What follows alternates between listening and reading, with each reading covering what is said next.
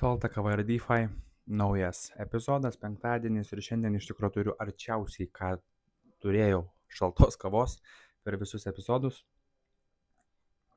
Tai ir yra šalta kava, bet vis dar ne ta, kurią visada imu, nes, kaip ir sakiau, vasaros metu nuvažiuoti, pasimti ir parsivežti, jinai būna ištirpus. Tai bent jau radau alternatyvų, kažkokių tai tiesiog šaltų kavų, tokie kaip cold brew.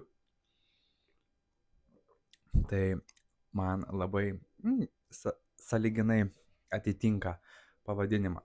Tai pradėsim šitą epizodą.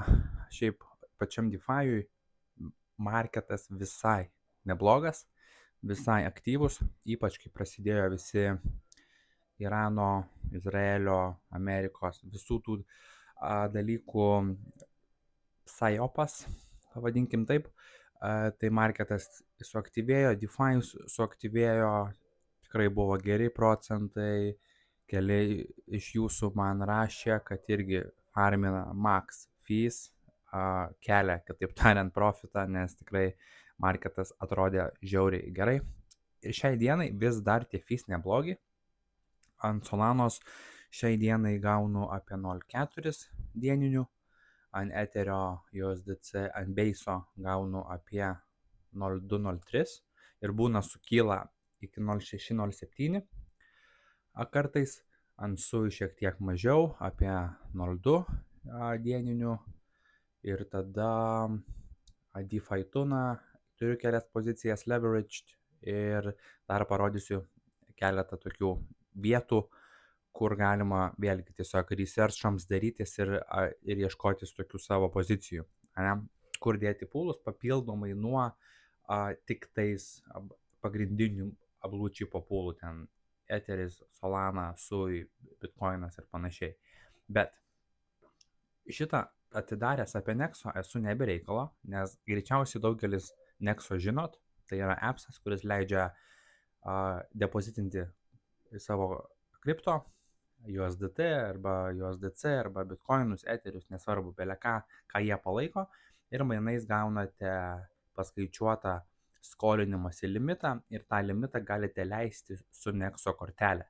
Ir gaunasi, kad šitaip operuojant, jūs nepadarote taxable evento irgi visame pasaulyje, nes tarkim įsimetėte 1000 USDT, gavote 900 eurų ar dolerių limitą, nes duoda 90% LTV nuo stablecoinų, išleidote su kortele tuos pinigus, kas yra kreditas, ne kažkoksai tai konvertavimas, jie nekonvertuoja jūsų kripto į eurus, bet jie tiesiog jums skolina eurais ir jūs juos išleidžiat ir tada paskolą padengiat iš appso, iš to, ką depozitinot. Ir tokiu būdu gaunasi, kad jūs nepadarote taxable evento. Bet per tiek metų Nexo iš tikrųjų visada labai gerai stovėjo, bet paskutiniu metu prasidėjo tokie veiksmai iš jų pusės, kaip kompanijos, kaip projekto, kurie man asmeniškai signalizuoja tą tokį sulėtėjimą ir kad jiems darosi pakankamai sunku išsilaikyti, nes jie visada moka fees, visada moka jums interest rates, palūkanas už savo depozą, tai jums tiesiog laikant pinigus pas juos, jūs gaunate visai neblogus depozitus, tą palūkanas, stablecoinam ten apie 12%, Bitcoinam, Ethereum, viskam, ką jie palaiko, jie moka palūkanas ir jos tikrai neblogos. Tokios netgi, sakyčiau, šiek tiek above average marketo.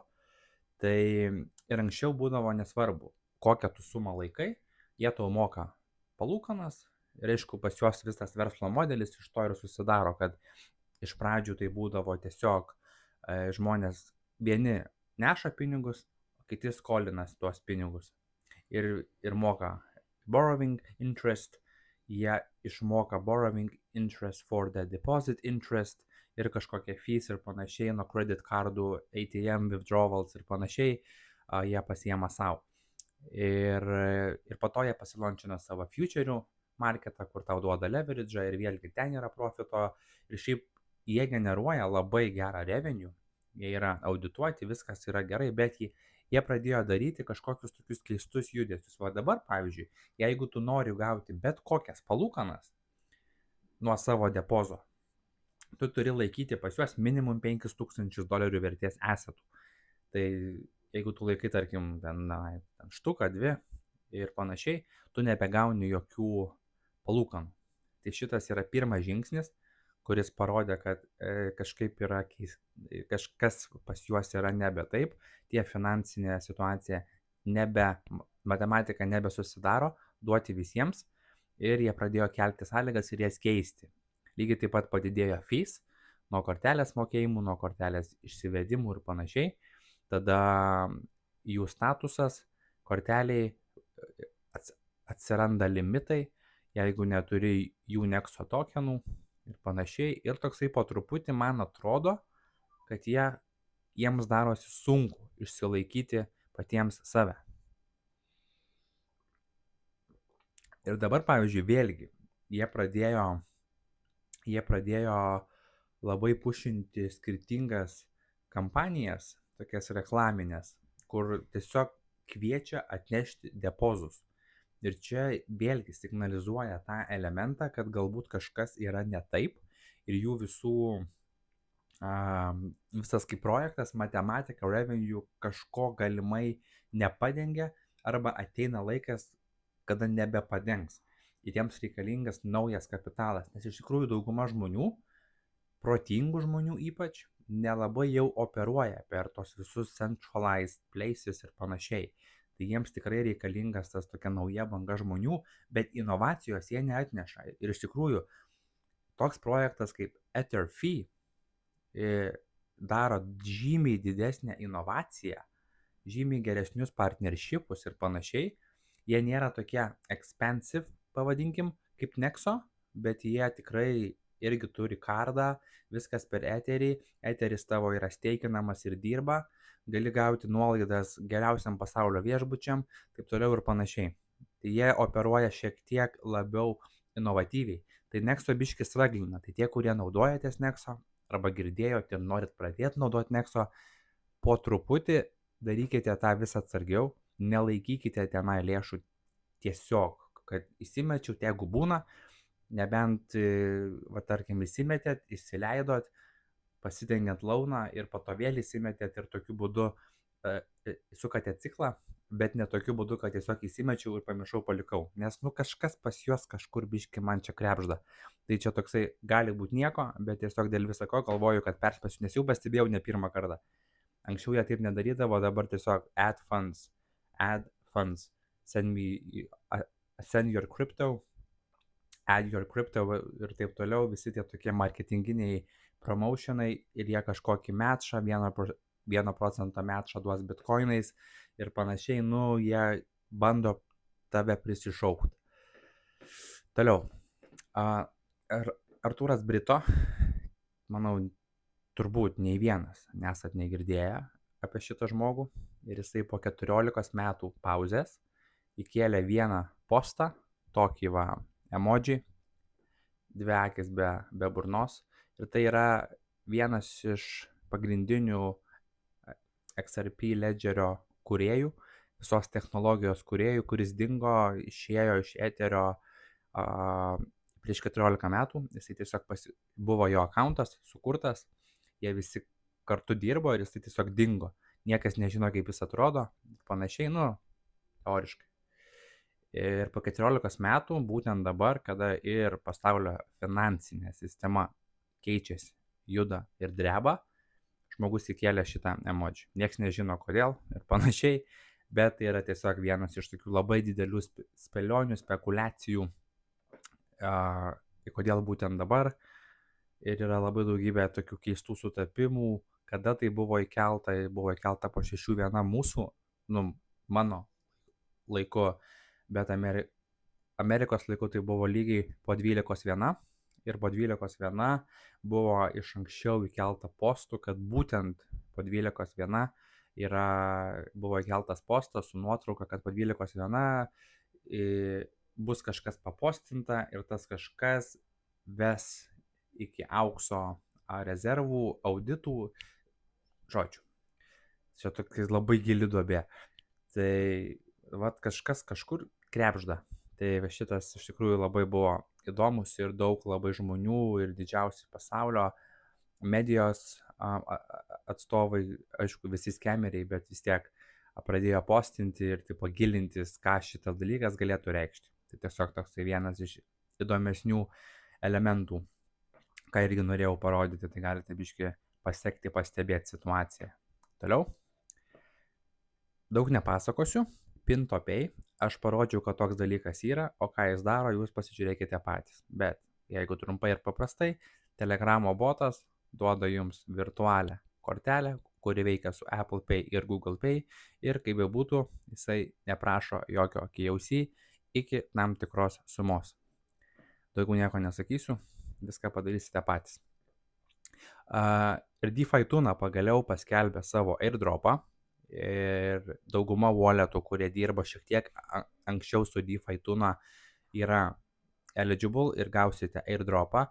Tie iš tikrųjų nebent prasukote didelės sumas, tai turėtumėt būti eligible, tiesiog nueikite DeFiTuna.com ir va yra jų mygtukas ir galite įmesti savo walletą ir matysite. Aš iš savo asmeninio walleto esu eligible nedideliam kiekiui, jei neklystu 34 gal tūkstančiai tokenų, tai čia greičiausiai bus $25. Jeigu tiek, sakykime, o gal ir ne, bet šiaip visi tie walletai, tada kai aš padariau pirmą video apie DeFi Tuna, nuo to laiko, jeigu dėjot pinigus, bet dėjote mažas sumas, ten $100, $200 ir panašiai, greičiausiai nebūsite eligible, nes jie snapshotą visų userių padarė, net nesako, kada padarė, tam, kad nenuvertintų pirmųjų DeFi Tuna protokolo naudotojų. Nes iš tikrųjų, jeigu tu paskelbi datą, kada darysi snapshotą, tai visi suneša bele kiek pinigų, prisuka bele kokį volumą ir pasiema didžiausius airdropus tiesiog per vieną kartą. Ir nesvarbu, kad buvo žmonių, kurie va šitą, tarkim, protokolą palaikė nuo pirmos dienos ir panašiai. Ir tie gauna mažesnį žymiai airdropą, nes tiesiog galbūt neprasuko tokių apyvartų. Tai jie padarė snapshotą, nesako kada, ir būtent šitas ir parašyta, jie paėmė a unique approach ir snapshot was taken in stealth. Tai tiesiog, tokiai paslapty. As we didn't want to dilute any of our early supporters, būtent. Tai nebent prasuko didesnės sumas, lendinot arba dalyvavote LP su leverage'u, tai turėtumėt būti eligible. Aš ant savo to viešo walleto, kurį rodžiau ir per video, kaip ten ką čia daryti ir buvau įdėjęs ten kelių šimtų vertės pozicijų, aš nesu eligible su tuo walletu. Tai greičiausiai, kad jeigu dėjote mažas sumas, tai nebūsite, bet nereikia dėl to nusivilti, nes tikrai šiaip Atuna tokenas ir tą, ką jie darys vėliau su naujos kartos AMM, Automated Market Maker, tai bus naujas DEXas ir pakankamai naujos kartos. Iš tikrųjų, čia dėsim LP į šitą tikrai, bus labai geras projektas ir jisai pasileis nebeužilgo.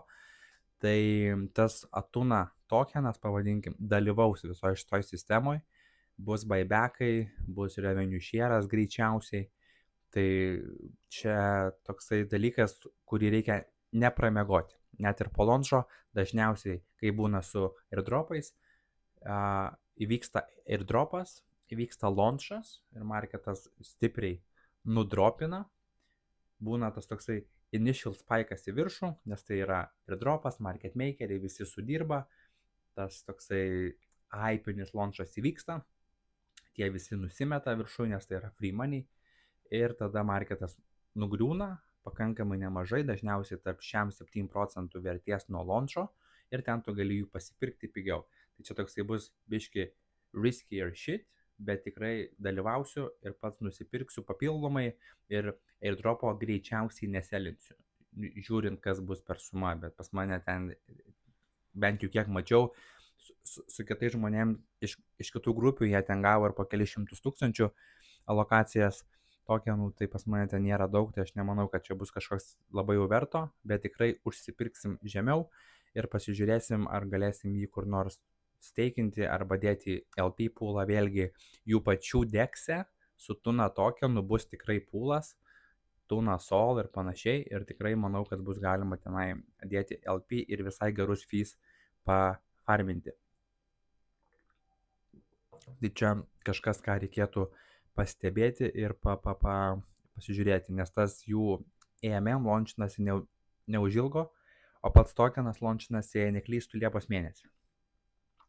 Šitus galim uždaryti. Toliau. Doleris, kaip ir Trumpas viešai visur ir panašiai pasakoja, kaip jisai nori doleris, kad būtų stipriausias, galingiausias ir panašiai, bet doleris šiai dienai užsidarė žemiau nuo 22 metų kovo. Ir visi puikiai kaip ir suprantam, dėl ko, jeigu dalyvaujate šitoj konspiracijoje, pavadinkim, ir šiek tiek esate girdėję apie tą visą money printing ir šitus būtent neegzistuojančius karus, tiesiog medijos karai, pavadinkim, kad vyksta čia visokios bombos ir panašiai, bombarduoja, bet iš anksto perspėja, žmonės išsievakuoja ir ten numeta raketą ir marketas reaguoja ir doleris viskas krenta, tai yra viskas dėl money printingo ir panašiai. Ir finale tikslas nėra, kad tas doleris būtų stiprus, bet tikslas yra išlaikyti jį pagrindiniai bankiniai sistemoje. Ir pavyzdžiui, tas stablecoinų bilas, kurį Amerika patvirtino, visi bitkoinistai ploja rankom, oi čia Amerika inovatyvi, čia Amerika patvirtino, žinai, stablecoinų bilą, čia yra win for the crypto. Tai nėra visiškai joks win for the crypto, tai yra win for the banking system. Ir bitkoinas ir bitkoinistai nesupranta to, nes jie net nesupranta, kas tas bitkoinas ir kame jo yra esmė. Ir jie, žinai, tokie verkia, kad dėl visų konspiracijų, kurias kelia pasaulis, ir ne tik konspiracijas, tai net nebėra konspiracijos, tiesiog juoda balta parašyta, kur eina finansų sistema, kaip atrodys ateities pinigai, ir jie vis tiek galvoja, kad bitkoiną, ten pieną pirksi bitkoinais ir panašiai, ir bitkoinas čia the best. Jis yra the best kaip antiinfliacinis instrumentas, taip pat kaip auksas, sidabras, kiti metalai ir panašiai, bet jis yra visiškai niekur neegzistuoja jokioj naujoj finansų sistemoje. Tai dėl ko governmentai, kompanijos dabar tą bitkoiną supirkinėja ir laiko, ne dėl to, kad bitkoinas daibys ir jisai geras dalykas, o paprasčiausiai, nes jie žino, koks M2 money supply dabar yra ir koks jisai bus. Ir čia vienintelis dalykas apsisaugoti didžiulius kapitalus. Tai va. Ir bitkoiną išjungti, pavadinkim, per reguliacijas, jie gali tą pačią dieną, gali už 20 minučių paimti ir išjungti visą reguliaciją.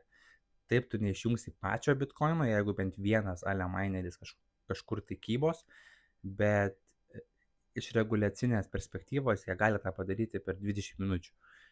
Tai čia tiesiog oras yra tuo dalyku tikėti ir panašiai, bet visa esmė tai yra, kad tai nėra win for the crypto ir panašiai, tai yra win for banking system. Stablecoinai dabar yra reguliacinis instrumentas Amerikoje ir kitaip tariant, čia kaip Trumpas sakė, niekada nebus CBDC Amerikoje ir panašiai. Nebus CBDC, bet būtent per stablecoinų šitą Genius Actą jisai kitaip pavadino tą dalyką. Nes dabar stablecoinams už stablecoinus mokėti palūkanas, dalyvauti DeFi protokoluose, būtent su stablecoinais iš esmės tai yra nelegalu. Negali niekas apart bankinės sistemos arba patvirtintų oficialių institucijų siūlyti palūkanas ar palūkanų normas kažkokias tai stablecoinams, kurie yra paremti viens prie vieno prie USD, prie to tikro dolerio. Tai čia nėra joksai win for the crypto, kad žodis stablecoin kažkur dalyvauja valstybėse tai yra banking system, reshaping banking system, viskas labai paprastai. Tai dalyvauti šitam procese labai yra įdomu ir teisingai jame sudalyvavus per ateinančius 5-6 metus gyvenimas gali apsiversti aukštyn kojom iš gerosios perspektyvos, bet reikia tiesiog teisingai sužaisti ir netikėti visais tais tokiais rėkiančiais vaikais, net ir suaugusiais, kurie sako, pirk bitkoiną, nežiūrėk į kainą. Čia tik mano tokia nuomonė. Tai va. Toliau, dar vienas dalykas, Aspricas, šiaip galėjau jį parodyti anksčiau, bet nerodžiau, nes jie turėjo problemų, dėl kurių aš nebuvau įsitikinęs, nes aš dalyvavau jų tiesioginiam amoj, su CEO, jie atsakinėjo į klausimus, viską aiškino, kaip kas veikia ir panašiai. Ir tai yra vėlgi kripto kardas, bet tai yra su KYC, bet vyksta per Amerikos procesą, tai nėra problemos tokį KYC nusisiųsti, jiems tik reikia dėl vieno reguliacinio sakinio, bet nieks niekur ten jūsų nenusiūs ir niekam jūs neįdomus, jeigu naudosite Aspricą. Ir paprasčiausiai vėlgi tai yra virtual cardas su labai neblogais fee, 0,5% fee. Amerikoje tai jisai labai populiarus dabar jau auga, nes jie turėjo bėdų, kai jau tai veikia, tai neveikia, tas visas dashboardas toksai labai keistai atrodė, toks biški buvo palūžęs, bet dabar jie pasitvarkė, viską susifiksino, pasilončino naują kardą su nauju provideriu, gaunate Visa kortelę, Visa Signature benefitus, nuolaidas lounge'uose, oro uosto lounge'ai, hotelių privalumai ir panašiai. Tai viskas yra gerai. Limitų pas juos irgi praktiškai nėra, galite pasifundinti su bet kokiu tokenu, jie viską padaro behind the scenes. Tai dabar, kai žinau, kad jie pasitvarkė, tai galiu bent jau parodyti. Ar jį naudoti ar ne, ta prasme, žiūrėkit patys, bet yra labai geras įrankis. Ir vėlgi, ne tas įrankis, kur įsimečiau kažkokią sumą ir ten tiesiog stovi ir kažkada reikės panaudosiu. Čia vienas iš tų įrankių, kur reikia čia ir dabar, kažkoks pirkinys, kažkas, reikia off-rampinti iš kripto į fiatą, nenorite to daryti per tradicinę bankinę sistemą, tai paprasčiausiai įsimetė čia, nueinusi ir kaip pamiršai, tam kartui ir panaudoji, bet nesiveli, kad įsimečiau didesnę sumą ir čia per mėnesį 2-3 laikysiu ir kažkada kažką išsipirkinėsiu. Geriausia yra tada, kada reikia, įmetei, kažką pasipirkai ir pamiršai. Ir depozai, withdrawalai, viskas yra realiai instant, tai tikrai nereikia planuotis iš anksto. Tai tik parodau spritz.finance, galėsite pasižiūrėti. Toliau, Europos centrinis bankas turi savo forumą, nuo 30 dienos iki Liepos 2 prasideda Portugalijoje, šiaip netoli manęs, tai gal reikia nuvažiuoti paklausyti. Ir vėlgi, nepasakosiu detalių, bet šitam linke tiesiog atsidarykit patį postą Europos centrinio banko, šitą postą ir šitą linką ECB Europą. Ir čia yra parašyta visa agenda. Ir šitą agendą perskaitykit, ką jie kalbės, bet skaitykite tarp eilučių. O jeigu nesuprantate tarp eilučių, kas parašyta, nukopinkit šitas sesijas, įdėkite į vieną iš AI įrankių, galbūt ne į patį ChatGPT, galbūt daugiau į Manus arba į Groką, bet Manus gal geriau. Ir paprašykite, kad jisai paaiškintų iš to tokio behind the scenes, using the words CBDC, using the words digital money, digital euro, on demand liquidity and level playing field. Ir su šitais terminais jisai jums viską turėtų paaiškinti. Iš tikrųjų nebandžiau to pats padaryti, bet man nereikia. Aš turiu tiek metų researcho, kur šitie dalykai tu aiškiai matai, kas parašyta. Vien čia, vien va šitas sakinys labai daug ką reiškia. Jeigu tu žinai, link kur eina tas visas agenda net zero 2030 ir visas tas nonsensas. Tada šitas dalykas cross country irgi yra labai svarbus sakinys. Ir buvo čia su liquidity. Va. Non-bank financial intermediaries look at this shit. Vien va šitas dalykas iš karto nauja finansų sistema ir privatus sektorius. Tarpininkai finansiniai, ne bankiniai finansiniai tarpininkai ir liquidity. Žodžiu, įsimeskit į AI, jūs jums paaiškins. Tai va šitie dalykai. Ir tada turim paskutinį puslapį noodles.fi makaronai.fi ir tai yra ant SUI sukurtas protokolas, ne protokolas, tai kaip agregatorius, kuris parodo visus SUI tokenus, viskas, kas vyksta su SUI chain. Tai žiauriai geras dalykas. Skaniai šito labai. Žiauriai geras dalykas, nes geras dalykas ieškoti didelių SUI coinų. Tai gali būti memas, kažkoks utility, gal AI, DeepSeek, tokie kaip Deepas ir panašiai. Tokenai, kurie yra jau įsivažiavę, gyvuoja, bet nesam girdėję, kaip pavyzdys, ne? Kažkoks DMC 2 mėnesių senumo tokenas turi 6 milijonų dienos apyvartas, market capas 10 milų, tai yra labai, labai rizikingi skaičiai, bet jeigu turi kažkokią tai kapitalo dalį dėti į liquidity poolus, tokie, kurie biški labiau risky shit ir panašiai, tai tu gali drąsiai, į tokio dydžio tokenus gali drąsiai dėti. Čia aišku rasi ir tą patį Deepą, kur yra visai kiti aišku skaičiai, bet jo paros apyvarta yra 7 milai, kur DMC yra 5 ir jis yra 10 kartų mažesnis projektas, jeigu nedaugiau. Ir ant jo pasispaudus jums čia viską išmes, kas čia per projektas ir ką jis daro. Ir va tarkim, 15 minučių aišku neįdomu, 4 valandų jis pasileidė čia kažkokia mirtis alyvose, ne? Netgi gali būti, kad daugiau čia market makeriai tą volumą palaiko, bet nesvarbu. Bet jisai, tu ir nenori iš jo uždirbti, kad jisai kils į viršų. Tu nori, kad jisai tiesiog va taip va ir čia va tau ir smaukytųsi iš šonų, va taip va. O būtent va šitaip tai mes nenorim.